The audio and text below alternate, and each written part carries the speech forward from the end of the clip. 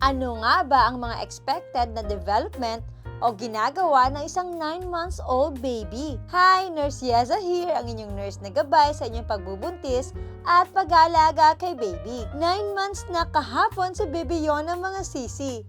Kaya naman, sobrang excited ko nang malaman kung anong mga bagong development ang mangyayari sa kanya ngayon na buwan. Kapag nag 9 months na ang inyong baby, maaring makita mo na ang mga sumusunod na milestone. Una ay sa emotional at social na kakayahan. Nagiging mahiyain na si baby sa mga taong hindi niya pa kilala. Well, pansin ko na ito kay Baby Yona ngayon pa lang. Ayaw niya kasing magpahawak sa mga hindi pa niya kilala masyado. Nagiging clingy din sila sa mga pamilyar na tao. Eto yung time na gusto lang nilang kasama lang si mami o kung sino man ang nag-aalaga sa kanila. Nagpapakita na din sila ng interes sa mga paborito nilang laruan. Pangalawa ay ang kakayahang mag-usap at makipagkomunikasyon. Naiintindihan na din ni baby unti-unti ang salitang no. Mag-uumpisa na din siyang mag-repeat ng mga tunog tulad ng mama at baba. Well, ginagawa ko ito kay Baby Yona mga sisi.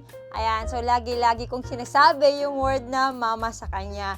Tapos tinitingnan niya yung lips ko hanggang sa yung action na like gagayahin niya yung sinasabi ko. So pero hindi pa niya ito nagagaya talaga. Hindi pa siya nakakapagsalita talaga ng word na mama. Unti-unti na din nilang nagagaya ang mga tunog at galaw. Maaring mapapansin mo din gumagamit na din sila ng daliri para ituro ang ibang bagay. Pangatlo ay ang kakayahang mag-isip at maglaro. Nakatutok na din sila sa pagbagsak ng isang bagay. Nagkakaroon na din sila ng pangunawa sa object permanence. Magsisimula na din silang maglipat ng mga bagay mula sa isang kamay patungo sa isang kamay. Nagkakaroon na din sila ng kakayahang kunin ang mga bagay gamit ang kanilang hinlalaki at hintuturo. Pang-apat ay sa motor skills. Nagiging handa na din sila na tumayo at nagmumula sa pag-upo. Maaari na din silang umupo nang walang suporta. Anong mga activities ba ang maaari mong gawin kasama ang iyong 9 months old na baby? Una, maglaro ng peekaboo. Ito ay simpleng laro na nagpapalakas ng koneksyon sa inyong dalawa ni baby. Gustong gusto ito ni Baby Yona ang laro na ito.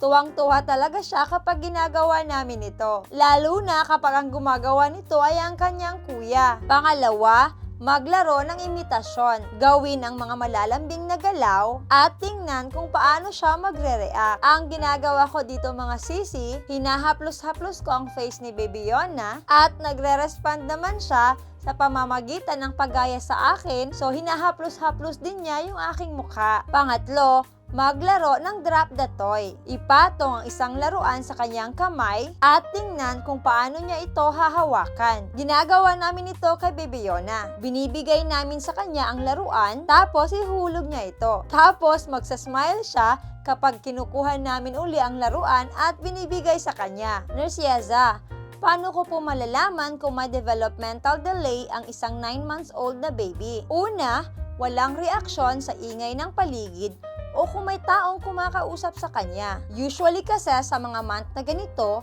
ay nagre-respond na si baby by smiling or laughing kapag pinapatawa siya. Pangalawa, kapag hindi pa siya makaupo. Pangatlo, hindi sumusunod sa mga gumagalaw na bagay, malapit man o malayo. Like halimbawa, meron kang hawak na laruan na tinitingnan niya, tapos bigla kang nag-move ng direction, pero si baby ay hindi nakasunod sa direction mo. Paalala lang mga sisi, kapag napansin nyo sa inyong baby ang mga nabanggit natin, mas mabuti nang i-mention nyo ito sa kanilang doktor para ma-assess sila ng mabuti. May mga factors din kasi na kinukonsider kung bakit nagkakaroon minsan ng developmental delay ang ating mga baby. At hindi naman ibig sabihin agad na may problema na sa kanila. Tandaan mga sisi, ang bawat babies ay may kanya-kanyang progress. Kaya't bilang nanay, maging handa sa mga pagbabago at pagkakataon na darating sa kanilang buhay. Kaya't i-enjoy lang natin ang pagbabantay sa kanilang paglaki. Again, ako po si Nurse Yeza, ang inyong nurse na gabay sa inyong pagbubuntis at pag-aalaga kay baby. Naway magkaroon kayo ng isang healthy at safe na pagbubuntis. God bless!